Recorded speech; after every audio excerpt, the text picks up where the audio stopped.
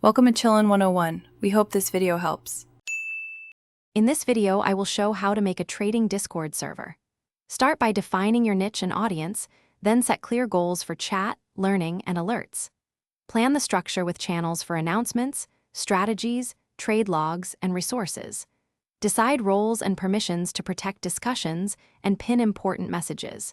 Consider verification steps and bot integrations early to streamline onboarding and keep the server focused and trustworthy. In this video, I will show how to make a trading Discord server. Draft practical rules that protect members and encourage constructive discussion about markets and strategies. Assign roles that reflect trust and responsibility, like moderators, verifiers, and guest members, and set permissions per role.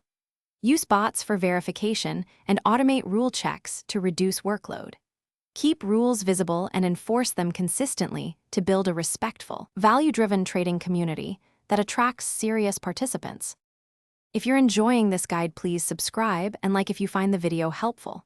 Quick recommendation: the Echo Dot smart speaker brings music and voice control to your trading space and helps set timers for sessions or alerts with a simple voice command. It fits neatly on a desk, sounds great, and feels like a small upgrade for any home setup. Check the description for the link and other deals. Now let's get back to the video.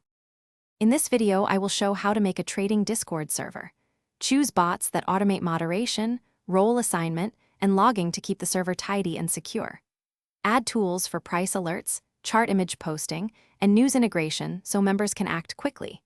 Implement a reputation or points system to reward helpful analyses and verified trades.